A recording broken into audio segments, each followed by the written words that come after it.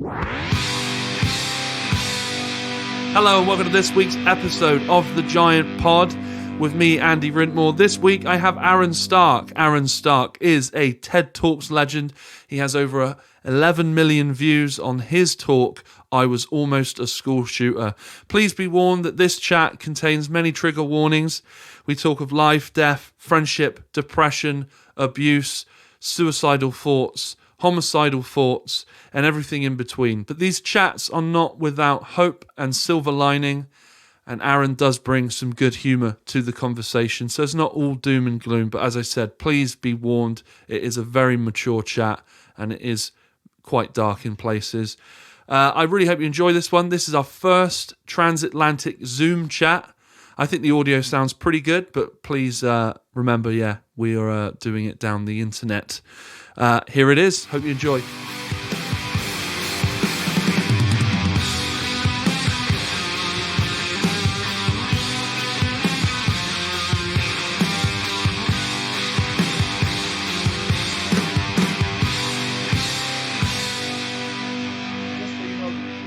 Nothing is off limits. No questions are off limits. Nothing too personal. Have at it. Anything.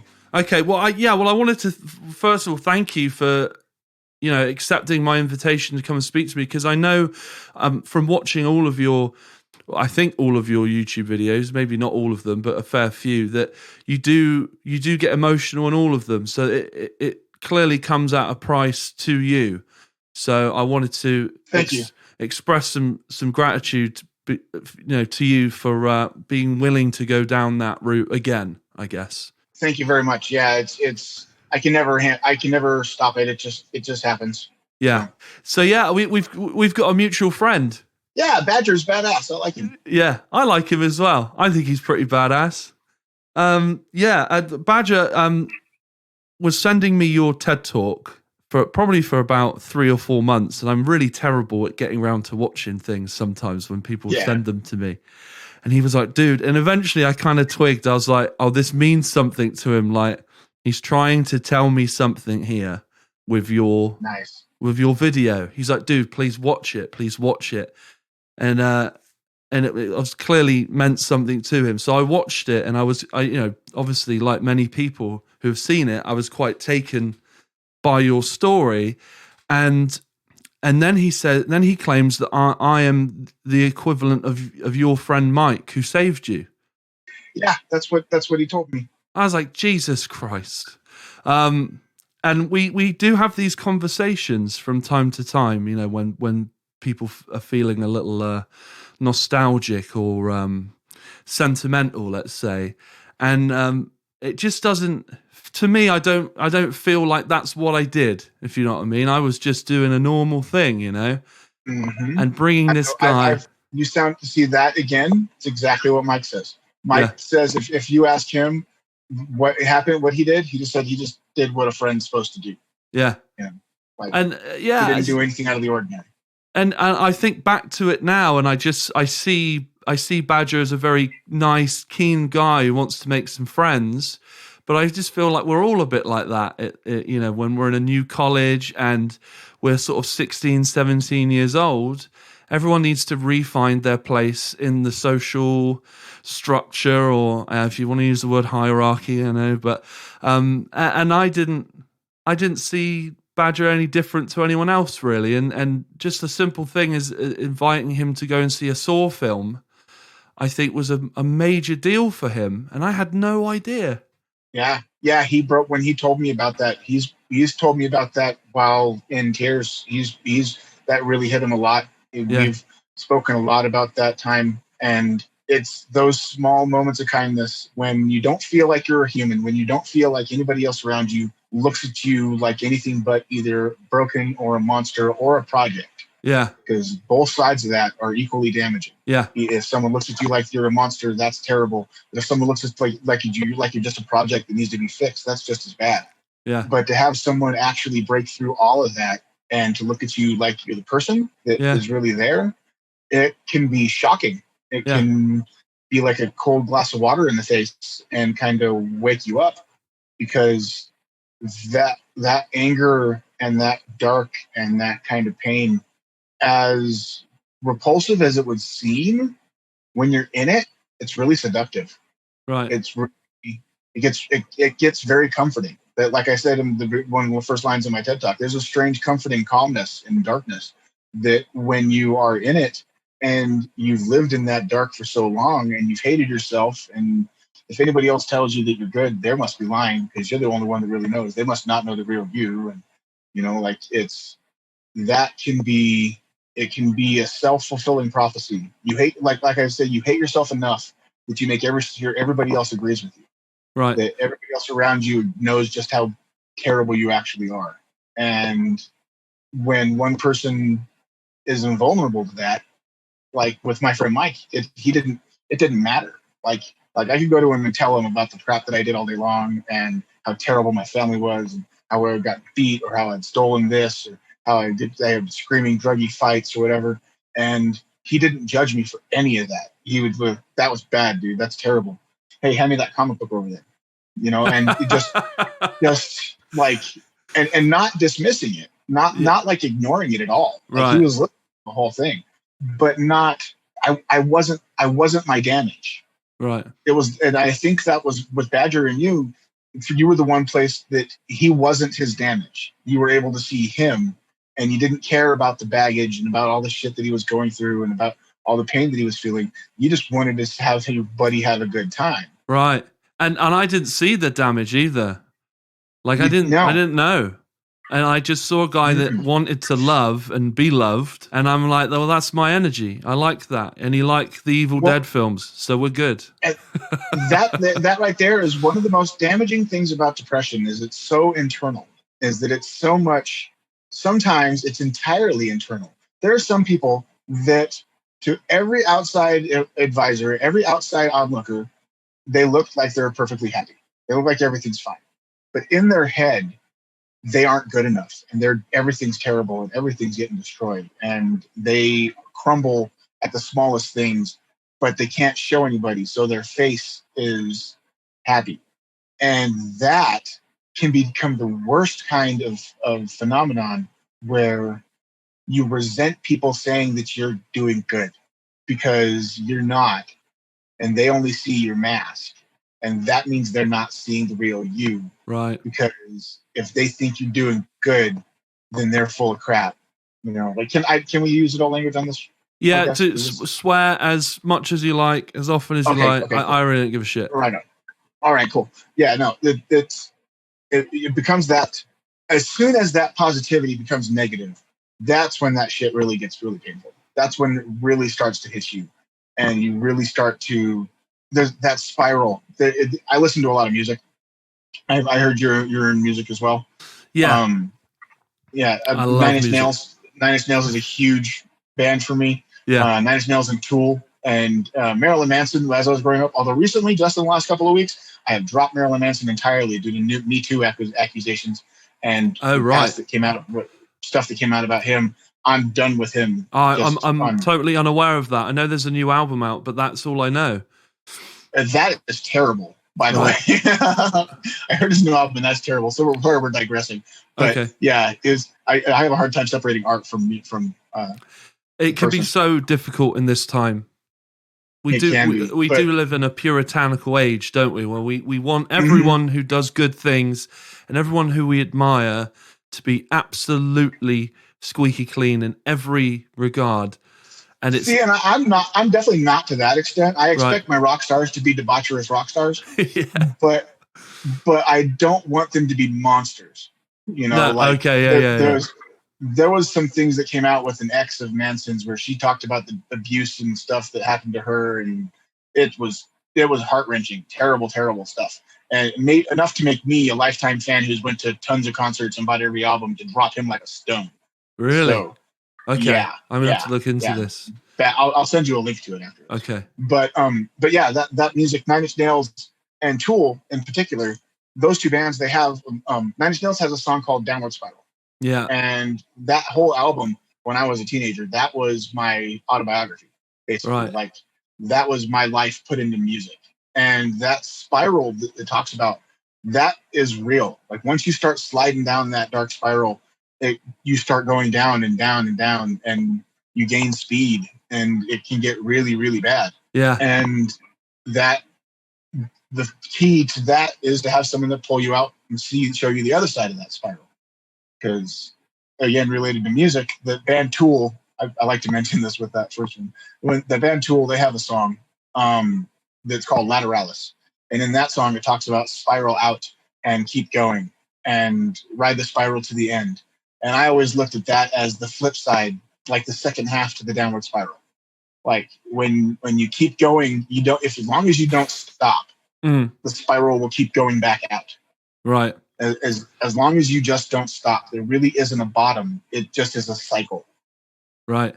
And that, I think that for Badger in particular, you helped showed him that cycle existed. Well, sometimes that's all you need. I'm really glad in many ways that I didn't know at the time what I was doing, because it allowed it allowed the process, I guess if you want to call it a process, to be completely organic, completely natural. Yeah.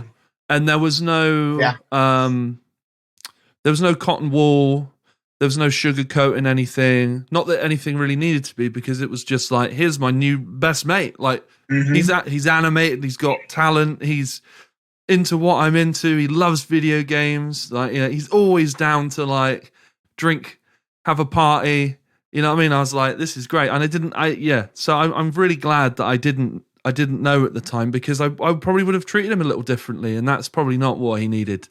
Yeah, probably not. And I know in my estimation, in my experience, Mike, he knew the hell I was going through, because I'd go through the shit at my house, and then I'd go to his house, and I'd say like, man, I just watched my stepdad beat the shit out of my mom, and they're sitting there all plastered ass drunk and crack everywhere. And like, I would leave that house, go to his house, but he didn't know how bad it got. And he didn't know what I was planning. And he didn't know that I was planning any kind of attack. And there were times I never talked about, where I attempted suicide, and Mike didn't know that it was going on. And I was there with him. I took 24 hits of acid at one time. And I did. That was a suicide attempt. I was trying to die. Like, can you die by acid like that? I thought you could. I had heard that if you take more than a certain, like 7 hits, it was supposed to be some like fatal dose or whatever, which was all bunk. It was all just urban legends or whatever. But when I was 15, 16 years old, so this was before my planning of everything, and I had tried, and it was actually the night of going to see The Island of Dr. Moreau, which is a really weird movie with Val Kilmer. Right. I haven't seen that one. Val Kilmer with animal people. It's oddly enough, it was that Marlon Brando's last movie. Right. But we went to this big movie theater in my town, and he didn't know that while he was in the bathroom getting ready, I was up in his bedroom, took a giant strip of acid, and went to the movie theater. And what happened then? What was the? I was tripping for like 2.5 weeks, and that was about it. Oh my god!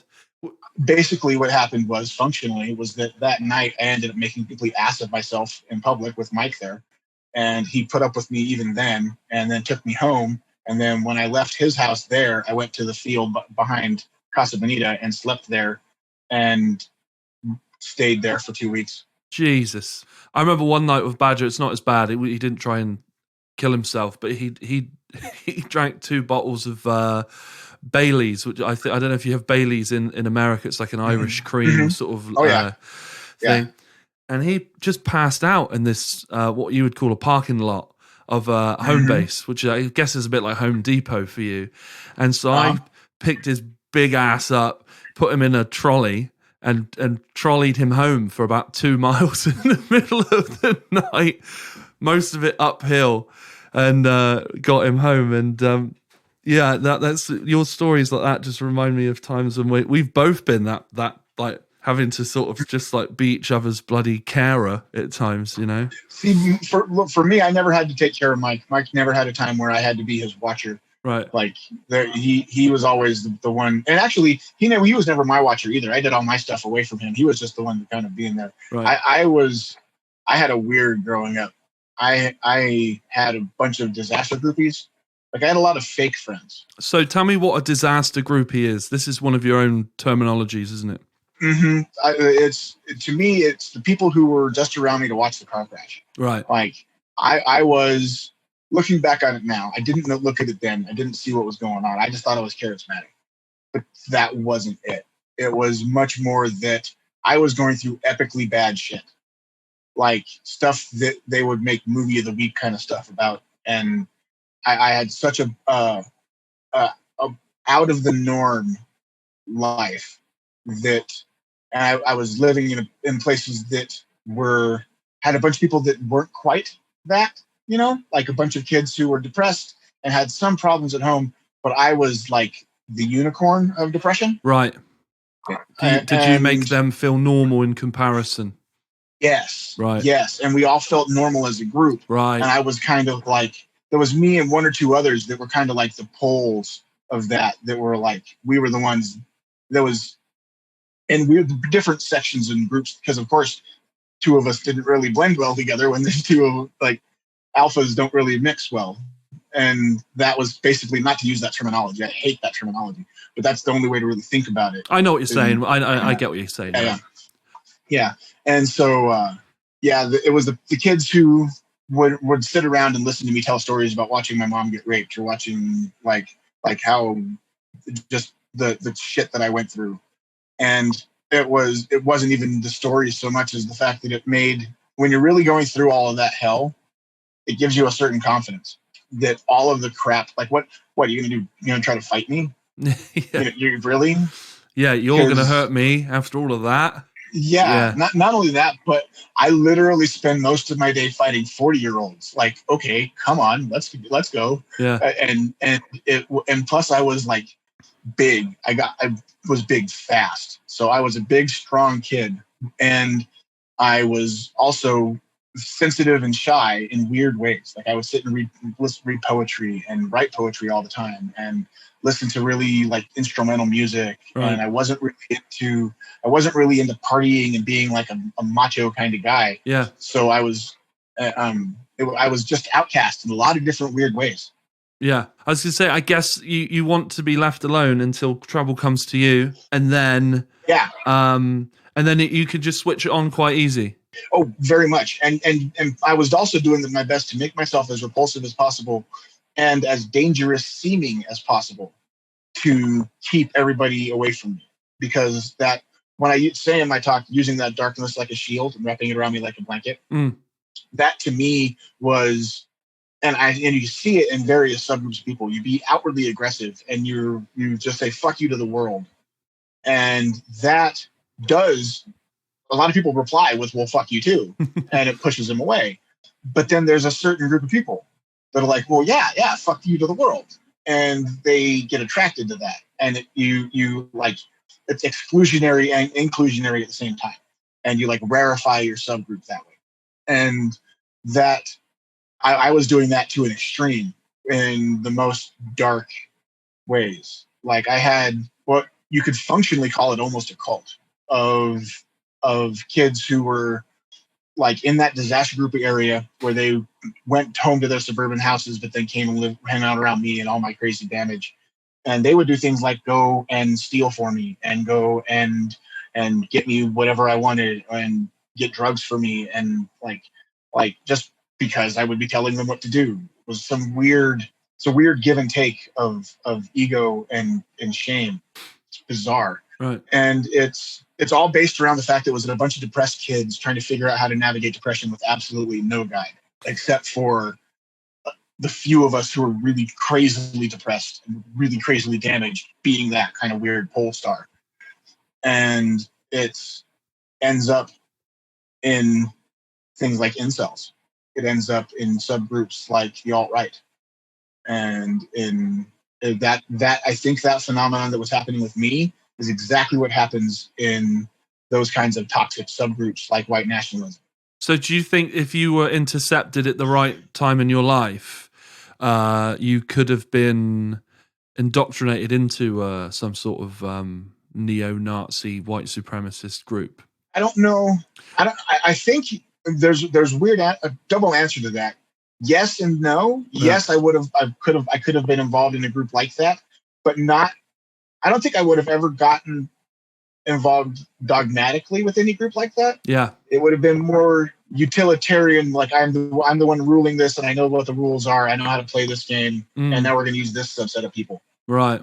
Like it's because that's how I always viewed things like organized religion, things like mass group manipulation. It always looked like once you got farther into the organization, none of them really believed any of the crap they were spewing. Yeah, it was all just moving people. I was going to say, I don't believe an awful lot of the people that are in those organizations were hugely hateful, racist people when they went in there. I believe that someone showed them some sort of a family structure or organizational structure where they had a place and a job or a role.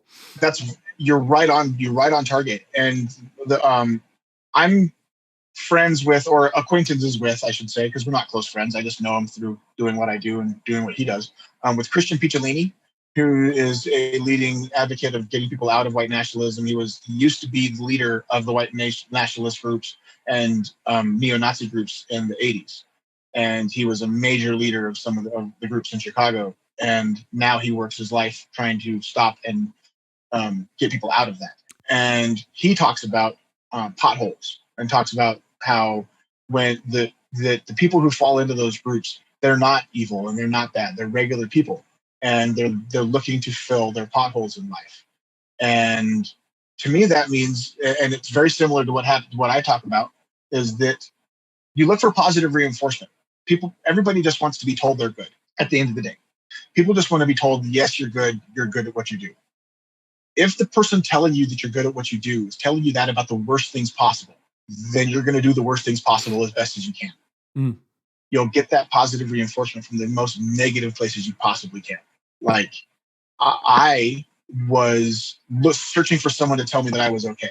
So I had all of these disaster groupies. All these disaster groupies wanted was for someone to show them about all this dark and evil and how damaging it was. So I did that. And it became more of a persona, and it became more wrapped around me. And that is exacerbated by my own damage continuing and increasing, and that it just becomes a cycle.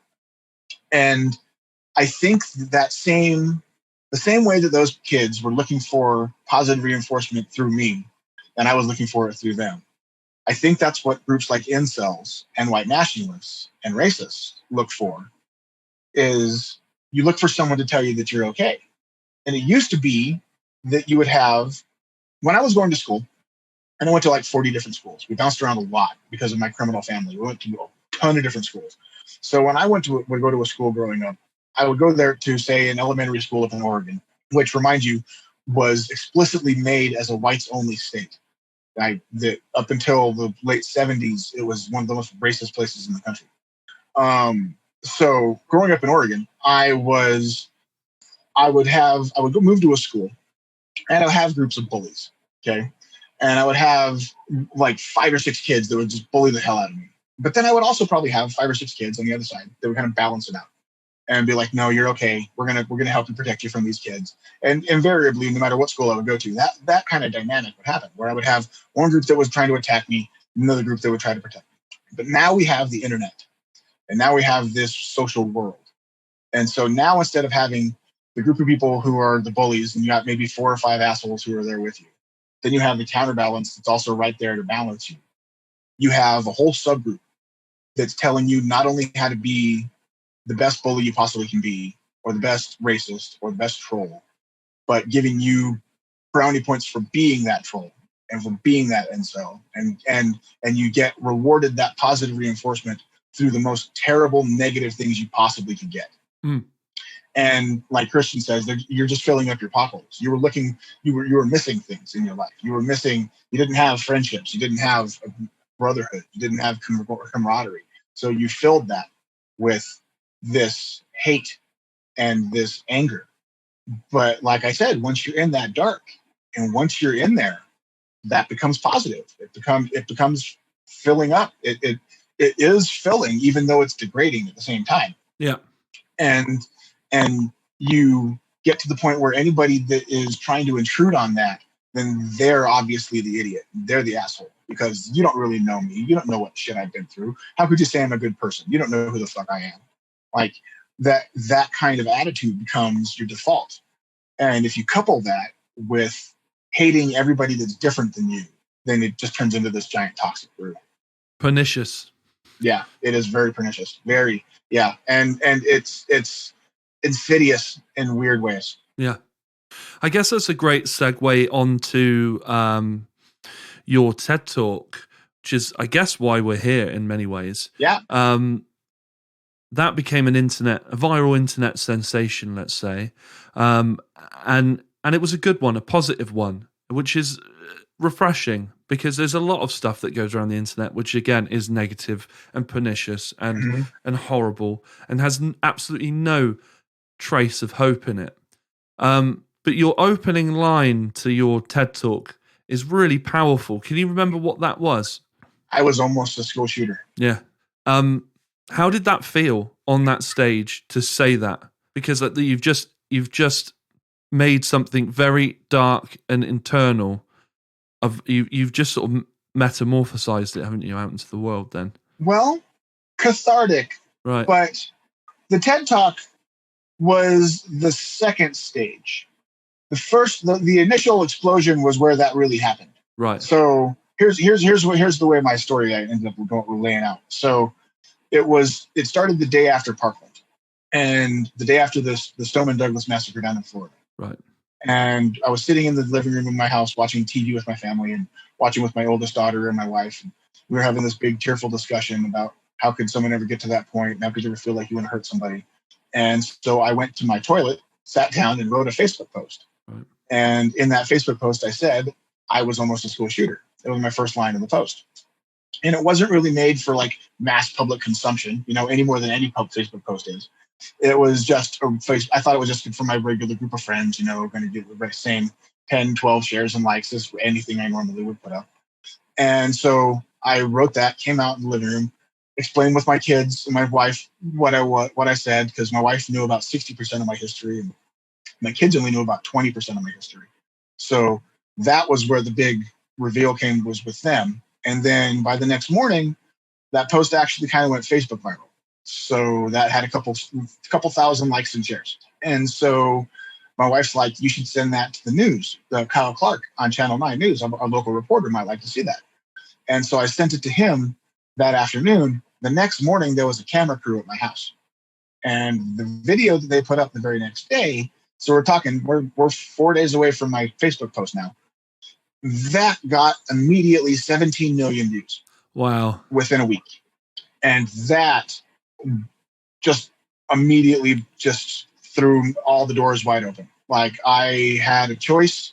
I could either say this one thing, shut up, and never say anything again, or I can step right into it. The only real option I had really was to step into it, because here's a funny thing about the way I grew up is it burned out any of my ability to get embarrassed. It burned out any of my, I don't get embarrassed or ashamed about really anything with my life, because I spent my life as the monster and the piece of shit who everybody hated. And I made jokes about myself all the time. So if you had a fat joke, I had a better fat joke than you ever did. If you said I was smelly, I could say I was smelly quicker than you ever could. I had much better insults for myself than anyone else ever had. And so that just made myself completely, the fact that everything I was saying was the truth and it was just my life gave me a sense of invulnerability that you can't really counteract it. It's just my reality. Like I'm not having to create anything. It's just me. And I couldn't get embarrassed, but I was kind of afraid for my family. That's where the real fear of it came in, was how was my family going to react and how are they going to adjust to this new going literally within a month of me putting out my story. I was interviewed on MSNBC. Like it went from 0 to 60 as fast as you can go. Yeah.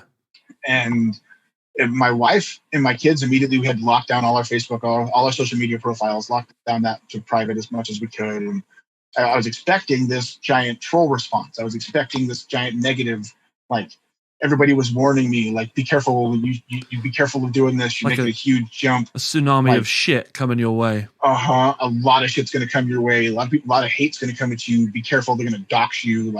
And instead, guess, to this day, how many negative comments I've gotten. Negative comments meaning directed personally at me, like DMs, emails, anything like that. Not some random yofo on a YouTube comment or whatever. I think I directed know. Actually at me. I think I know if I've done my research right.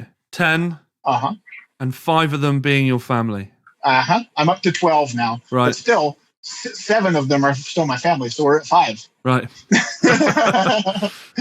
Yeah. And now we're at 2.5 years in now. Right. So this is a ways in, and I still get. But on top of that is hundreds of thousands of responses from people that aren't just, "Hey, that's cool," but "Hey, that's cool," and here's everything that ever happened to me. Yeah. And that kind of connection is just mind blowing. Yeah. So. It's just, was there ever a moment of sort of panic? Because once the media gets something, your control over that, and I guess your control over your own story is taken from you then, isn't it? Mm-hmm. And there is no going back, is there? No, and I had to deal with that right away. That's a good question. I had to deal with that right away. No one's ever asked for that, by the way. Because one of the first couple of days that I was doing that, like, the story went around, like, in that 17 million views, that story bounced around to all the major networks. They all picked it up at one form or another. So there was literally one day where I had every major network carrying my thing. CNN, MSNBC, NBC, ABC, Fox, they all had me on, and it was all positive. I made MSNBC, CNN, and Fox agree, including the comment section. They were all positive. And you really are a unicorn. I told you, you blew me away. And that kind of, I don't know, it was that was a bit nerve-wracking, because I was expecting, I don't know, like, it took, I can't say it was easy, because it took a good couple of months for me to wrap my mind around the fact that millions of people were seeing me on any given day. Yeah. And that when I was doing a TV show on the set, I was always fine. I was calm. Like, I'm really good stage presence. Like, I get up, my TED talk, never wrote it down, never rehearsed it, except for the official rehearsals for the TED. I didn't rehearse it for almost a month before the actual event. Like, it was totally just off the top of my head. Walked up on stage, did it, done. And it still hasn't been written down by me. It's been transcribed, but I never wrote it down. But so I've always been good as soon as the light comes on to kind of, like, just get into the mode and talk. But thinking about that after the fact, as I'm getting off of whatever set that I was on, that, oh my God, on the bigger ones, we're talking 40, 50 million people that might have just been watching me. Yeah. Like, I was on Good Morning Britain. Yeah, I saw that. Yeah. That's a lot of people watch Good Morning Britain. Like that's that one. I think that the Katie Tur in the afternoon, and there was one Daily Blast Live, which is here in the States, and it's shown in 3 different time zones. 33 different states get this show live. So, and I was there for all 3 time zones. They basically record it 3 times live in a row, so it's 3 hours, and I was recorded their interview each hour, and those 3 things alone, that's like 100 million people. And that's hard to wrap your brain around. Not only do they see you, but they're seeing me cry about some of the most intense things. Right. Yeah. And then the cost came, because, of course, it came with its own cost. Yeah. Like, I still haven't talked to my mom, and she hasn't seen any of my transformation. She hasn't seen any of the stuff that I've been doing. She hasn't seen any of that. And last time I spoke to her was the day I got approved for my TED Talk. I was leaving that set of that Daily Blast Live show I was telling you about. I was in a car no, actually, it wasn't Daily Blast Live, because I was in the cab with my daughter. We were leaving Kyle Clark, Channel 9 News, leaving there, but I was just live on TV. My mom had seen me live on TV. So I'm in the cab coming home. I get a call from the TED organizer that, yes, I'm approved for the TED Talk, and yes, I can do it. The very next call, as soon as I hang up with that, my phone rings again, and it's my mom saying that I'm a worthless piece of shit and I should be dead. Now, why does your mum treat you with such disregard? Because I know the moment you you descended ever darker into your plan to do a school shooting or some sort of massacre, was that you'd been cutting yourself, and she told you that you didn't do it correctly, and that I should do a better job, and that she'd buy me the razor blades. Yeah, why is she? She, I think part of it is that I resemble physically my father, and my father is as abusive as a human could possibly be, and he was a Vietnam vet, and by the time I was born, he had been back for 8-9 years, and he was insane and just a massive druggie, and like I said, as physically abusive and mentally abusive as you could possibly be. Right. Raping, beating, sexual abuse, every possible scale of violence, and I physically resemble him. Right. And I think that because of that, I think that just that was her method of dealing with stress and dealing with conflict was aggression. I guess that's all she knew from the years of... Yeah, that was her coping mechanism. Was if anything came to attack her, she would attack it harder and faster. Yeah. And that was how she had to survive. Right. And because she had severe PTSD. She was a massive victim herself of the abuse of my dad. Right. And the abuse of my stepdad. And so I think that, plus now, back then, I think it was that she felt just dismissive. At the time, she was heavily into drugs, like massive coke and crack and just lots of hell going on at that exact time. Right. So, but these days, she's not into that because my stepdad's dead. She's still an alcoholic, but she is just older and fragile now. And now it's because she says that I'm throwing the family under the bus. How could I make the family look that bad? How could I talk about dirty laundry in public? How could I say those things about her? How could I blame her for all that? And my response to that has been since day one that if you can point out even one thing I'm saying that's not the truth, I'll stop. Right. And if you're upset about me talking about the truth of what happened to me 25 years ago, but you're not paying attention to the man I am right now, then I'm not the one that has the problem. Right.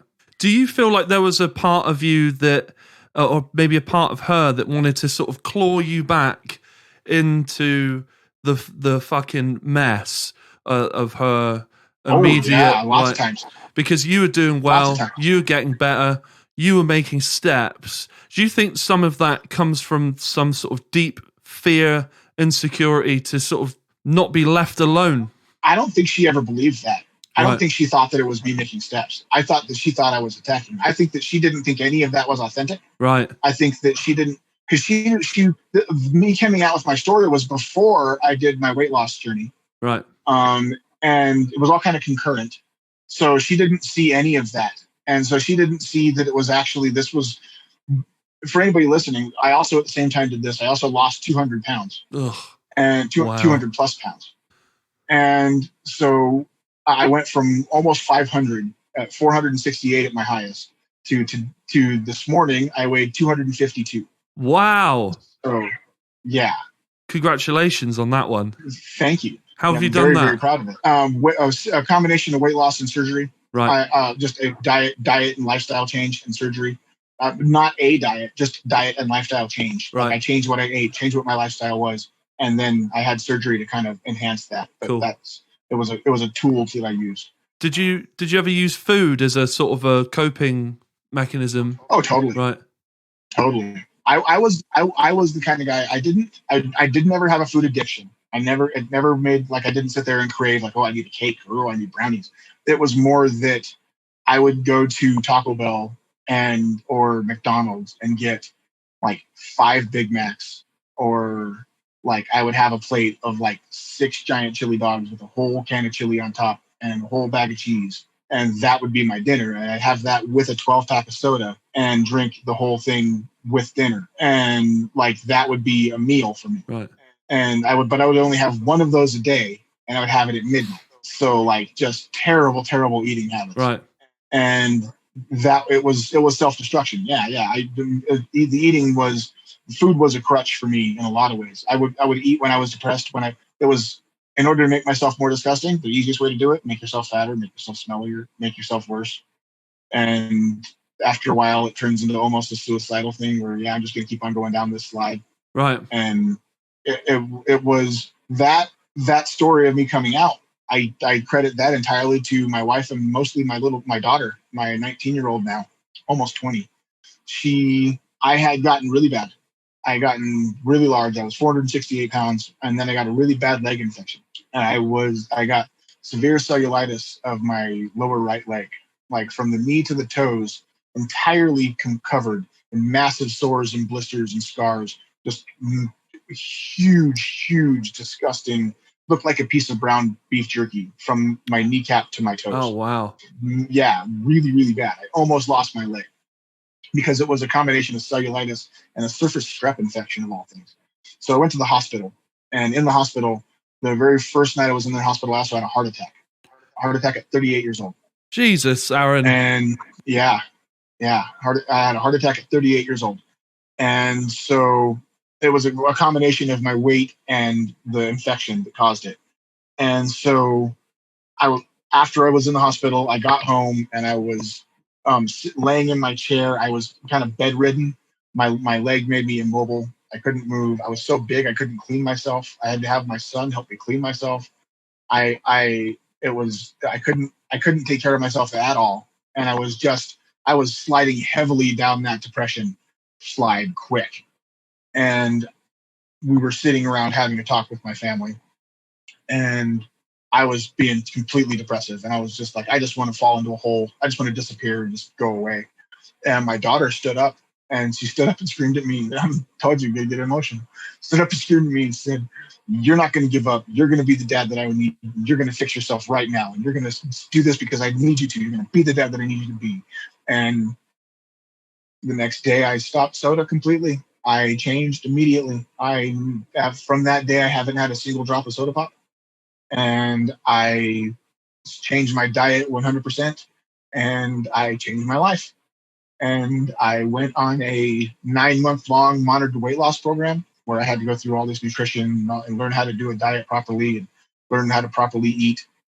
And then I had gastric sleeve surgery. I first lost 100 pounds through the program, and then I lost another 100 pounds after the surgery, and went from getting winded going from my chair to my bathroom. I would literally get out of breath walking just to my bathroom, to now I can walk 10, 12 miles with no problem, just for fun. Just for fun. What a flex. Yeah. Walking is literally my favorite thing to do. So if I could walk all day long if I could. Yeah, sometimes I'm just strolling along the street and I try to take a minute just to not take it for granted that, it's such a simple thing, but it's such a blessing to be able to. Can we pause for just a second? Yeah. I have to my white kid and my wife just woke up. I want to give them a hug, tell them have a good day at work. Yeah, absolutely, man. Go for it. Back in the room. So let's talk about your plan, which you eventually didn't go through with.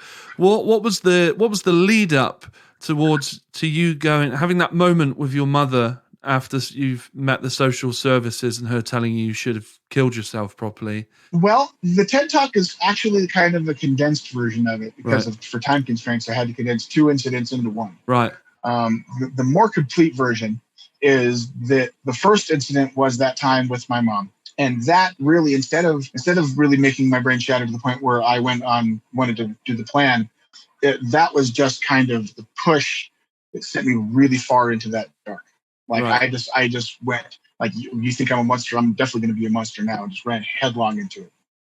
And a couple months go by, and I am kind of during this time on basically what you would think of as like a scorched earth kind of thing, where I'm just burning every kind of relationship I have with anybody, any support system that I have, anybody that thinks I'm good, anybody that's giving me anything, I'm just destroying it as much as possible. During that time is when I went to every family member I could get into and broke into their house or got into their house somehow and went into their closets or into their wherever they kept their photo albums and got a hold of every childhood picture of me and destroyed it. I was trying to erase myself from everybody's memory in my family. So my brother caught on to what I was doing at that time, and he managed to save a couple of them from what I was doing. But I got into like my mom, my stepdad, my aunt, everybody's photo albums. I just destroyed every picture of me. And after a couple months of that, I was now living in the field behind Casa Bonita. Casa Bonita is a big restaurant here in Colorado. If you ever watch the South Park, they have an entire episode about Casa Bonita. That's the restaurant that I'm talking about. Okay. So I was in the field behind there, and it was middle of winter, and it's getting really cold, and I hadn't slept. I hadn't been anywhere stable in weeks. I've been surviving on free samples at the grocery store, and just waking up, go eating free samples, coming back to the field and living, and getting up in the morning and just doing everything I can to stay away from getting arrested from the cops for truancy, because I'm still supposed to be in school. And I'm like, I got to do something. I'm at the absolute bottom. If I don't do something, I'm gonna die. I need to do something to get myself help. And I knew that last time when I warned them I was coming, they called my mom in. So I'm not gonna warn them this time. I'm not gonna let them know I'm gonna come. I just have to show up. And across the street from my school, at the time I was going to North High here in Denver, there was a place that said mental health. And I didn't know what it was for. It just said mental health on the sign. So I went there. Luckily, it was a counseling office. I met with the lady there. She was a young lady. And I have a hard time remembering exactly why she said it, because the only thing that really sticks out is the last thing that she told me. Mm-hmm. And that is that, I'm sorry, there's nothing I can do. I can't help you. And when I walked out of that room and stepped off that porch, after trying for the second time to get myself help and knowing I was going to die, both times were some of the most terrible things that ever happened to me. That's when I felt my brain just break. I felt like it just shattered. And right there, the plans just crystallized. So I talked about disaster groupies earlier, hanging out with all those friends. In those friends, we would sit around and hang out. Instead of talking about things like fantasy football, talking about girls or sports, we would talk about killing people. We would talk about if you were going to kill 10 people, what would you do? If you're going to blow up a place, how would you do it? If you're going to kill the most people at once, what would you do? And that was the fiction of the group. Like, we would just sit around and talk about that. So I had already kind of gamed out the places where I would attack, either the school or a mall food court. I knew exactly where to go. I would go either through the big picture windows and the doorway right through the front of the school into the the courtyard of the school during lunch period, or I would go to the mall food court and go right through the front doors of that and take out as many people as possible. And the only difference would have been the time of day that I got the gun. Right. That's the only difference from where I would have attacked. If school was in session, would have went to the school. School was out of session, would have went to the mall. And so I knew where to get a gun, because across the street from my school, there was the gangbangers that were there. And they knew me, and just because I was living in the park, and I was obviously not I wasn't a narc. I wasn't wasn't a rat. I was the crazy kid who lived in the park. Yeah. And they had sold drugs to my family, so we weren't strangers. Yeah. I didn't really know them, but I didn't really have to. And so I knew that they had access to guns, because they had brought them to school and shown them off a couple times. I knew a couple of them carried guns around. So I was like, hey, can you get me a gun? Hopefully one that shoots a lot of bullets. He's like, yeah, dude, sure. Give me an ounce. And that was the easiest part of the whole thing, because I just had to go to my mom's house, and there was a fucking dude sleeping on my mom's floor with 5 ounces next to him. And I just grabbed an ounce of weed, which at that time was $300, because we're talking 1995, 1996. That's $300, $400 worth of marijuana. But my family was drug dealers, so they had it everywhere. Right. This one kid constantly had pounds and pounds of weed with him. So I went there, stole an ounce from him, and took it to the guy the next day. And he was like, here you go. And he's like, all right, dude, give me 3 days. And I'm like, okay, cool. And that was it. I was planning on getting the gun. And as soon as I got it, I was going to carry out my attack. What gun were you going to get? I didn't care. I just asked for one that shoots a lot of bullets. Anything that he gives you. To me, it didn't matter whether it was for anything from a pistol to a shotgun. I didn't care. Right. I wanted to kill as many people as I possibly could and die by cop. That was the plan. Suicide by cop. Suicide by cop. Wow. Either that or kill myself. Right. And that was not to punish the individuals you were No, attacking, but no. to... Yeah, no, it wasn't at all to punish the individuals I was attacking. In fact, that was completely incidental. Right. It was to make my family deal with having made a monster. Right. To make my parents deal with having created me was the reason why. And I honestly think that is a much more common motive than anybody ever wants to look at. That it's the retribution isn't, I want to make this bully pay for making me feel bad. It's, I want to make the world pay for making me exist. Yeah. That is levels of hate and anger that I find very difficult to comprehend, but obviously I'm very aware that it's real. Yeah, it's real, and it's. I think that it's the driving force of a lot of things right now. Yeah, I guess unless you've been there, you've been in that place, you don't fully appreciate just how dark it is. Yeah, and it can get really, really dark when you really don't care, and when you really have nothing left to lose. Like people use that phrase, like, I got nothing to lose. When you really have nothing to lose, like when the concept of loss doesn't even matter anymore. Yeah. Like, what are you going to take from me? And you have no regard for yourself either. You have no regard for yourself. You have no care whether or not, if you don't care if you succeed or fail. You don't care if you get hurt in the act. You don't care how much damage you do. That, all of that doesn't matter. You are screaming out, and that's it. And the rest of it is completely incidental. And when you don't care, I always describe my life as a tsunami of pain. Like, it's just a tsunami of emotion and anger. This big, I literally, during the time that I was living in, I used to tell my friends that I was living in a movie that I wasn't a part of. My life was a movie that I'm not the star of. And I had no agency of what was going on in most of my life. I had no control over where I was living. I had no control over the fights that were going on in my family. I had no control over the drugs in my house. I had no control over all of that.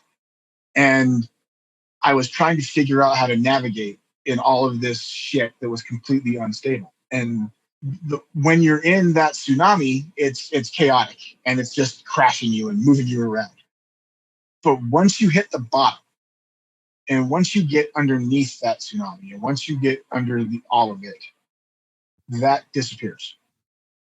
And the chaos quiets down, and there isn't any more waves crashing, because there isn't anything to hurt. Right. There's nothing left to give a shit about. Like, what are you going to, like, why would I get angry when I don't have anything left to get angry for? So what disarmed you, both, physically and metaphorically, let's say, or emotionally maybe? Well, during that 3-day time period, I was looking back on it now. I realized what I was doing. I didn't know what I was doing at the time. Right. I just was going all through the motions. But now I think that I was saying goodbye. And I was like going to the places that mattered to me for like a one last hi kind of thing, a one last hello. And I went to Mike's house. And everywhere else in my whole world, I was either a monster or I was broken. I was either the thing that needed to be feared and needed to get pushed away and like, oh, you're disgusting, get the fuck away from me. Or I was a project that needed to be fixed. Like, let me get you into this program. We're going to get you this. And it was neither one of them. I was a person. I was just an entity. I was just a thing. And I didn't feel human at all. I felt like I was just kind of going through the motions until I died. Like, just kind of breathing air and walking. That was pretty much all I was. And when I went to Mike's house, that changed. That was different entirely. He looked at me like I was a person. He brought me in and he was like, dude, it's okay. You're going to be all right. He didn't know what I was going to do. I didn't tell him what I was going to do. I didn't tell him what I had planned. I was in tears and I was filthy and I was wearing the same clothes I had worn for 3 weeks. And I hadn't had socks in my shoes for over a month, but I had not taken my shoes off in that whole month. So my feet were rotting off of my body. And I was just completely disgusting. And he's like, dude, come in. Like, you're all right. Go take a shower, hang out, and have some food. I'm going to sit down and we're going to cook you something. We're going to watch a movie. And it wasn't trying to fix me. It was just, dude, you're okay. You're all right. You can cry. It's all right. You can let it out, dude. You're okay. I sat on his chair and I just fucking broke down. Yeah. And I didn't even say why I was crying. I just sat there and cried. And he let me, and he sat with me. So he was your safe space. He was the island in my chaos. Right. He was the one spot throughout my whole life of all of that whole tsunami of pain, my whole crazy tornado of a life. He was the one island that never moved. He was the one place that never shifted. Like, it didn't matter what the hell was going on. If I went to his house, it was like a regular Tuesday. It was just a Tuesday. And it didn't matter what was happening. It didn't matter how smelly I was. It didn't matter whether I was super pissed off and screaming. He'd sit there and listen to me rant about my family.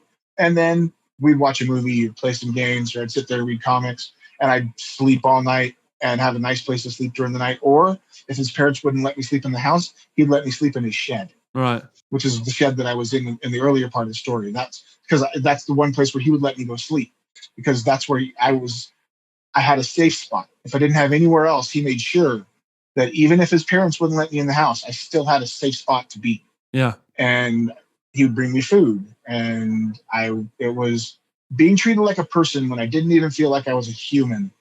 At that moment, when I was about to jump off of that ledge, there's a classic phrase that when you stare into the abyss stares back at you.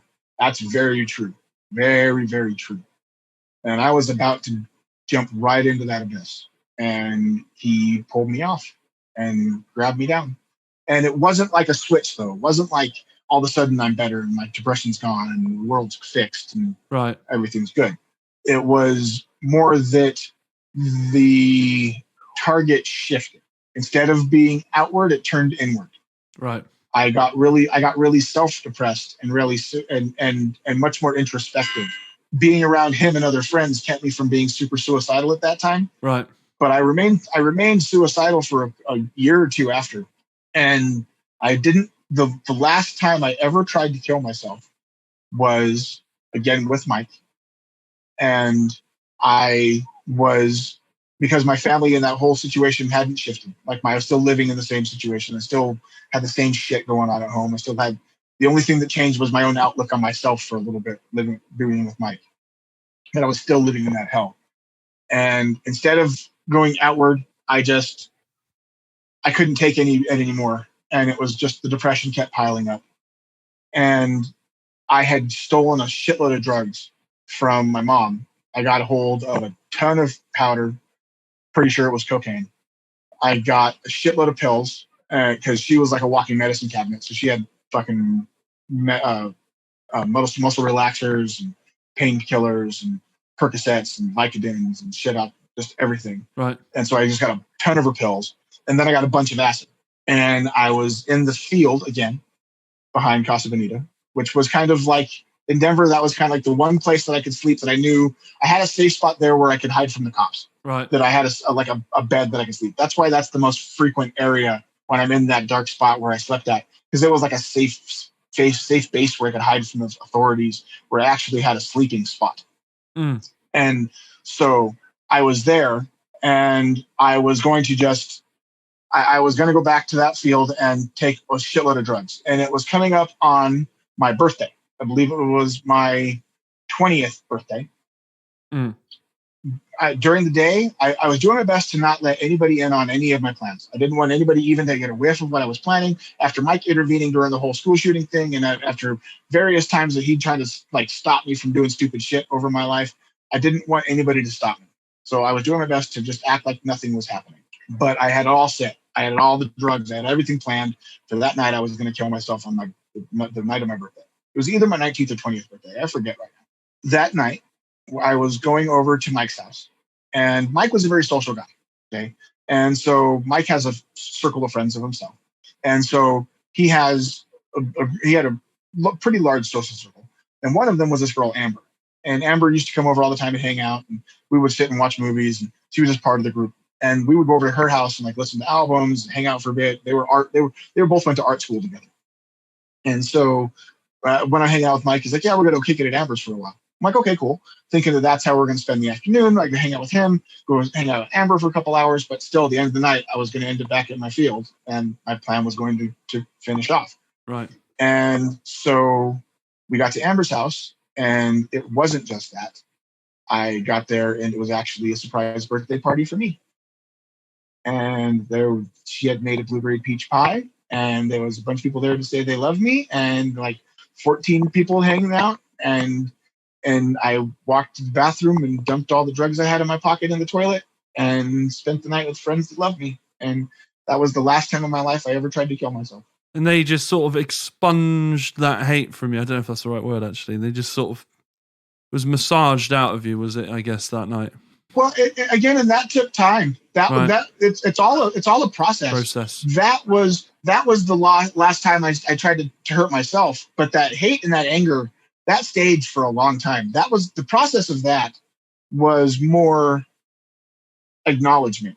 I went through a process of going to the people and places that hurt me, not to blame and not to attack and say, you hurt me and you need to pay. And this is what happened and you need to pay for it. Just to be like, this happened. I know this happened. My relationship with you is fundamentally changed forever because of it. And this is the reality that we're in now. And I didn't give a shit what their response was. I didn't care whether they listened to me. I didn't care whether they screamed and yelled and called me a liar.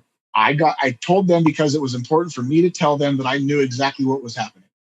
You tried to tell yourself on my front lawn.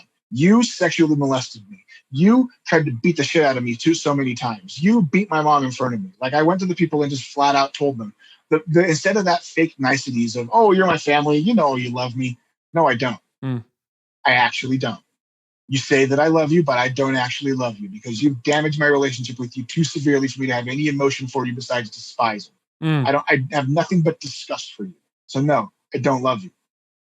And that was extremely cathartic.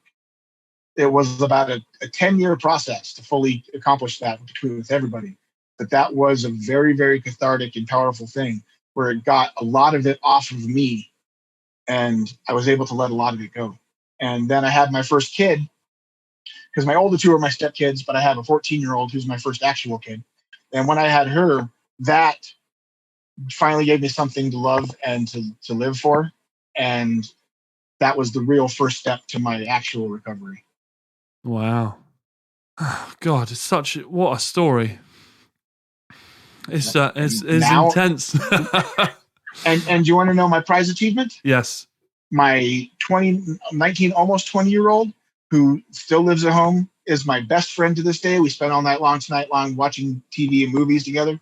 And she, when she graduated from high school, her last name is technically Gomez, but she was announced as Stark because she took my last name for her graduation. And when I was that age, I wouldn't even fucking talk to my family. So I won. Yeah, you have won. Yeah. You have won. Thanks for listening to this week's episode of The Giant Pod with me, Andy Wrintmore. Massive thank you to Aaron Stark for taking the time to speak to us and to bear all. Again, a big thank you to my friend Badger Phipps for facilitating this conversation today. You can check out the You Are Not Alone Facebook and Aaron's TED Talks and various other links in our show notes descriptions. Please don't forget to like, subscribe, and maybe leave a review. You can follow my antics on Instagram at Andy_S1S. This podcast was produced by the agile Harry Williams. Thanks again for listening, and we'll see you next time. Bye-bye.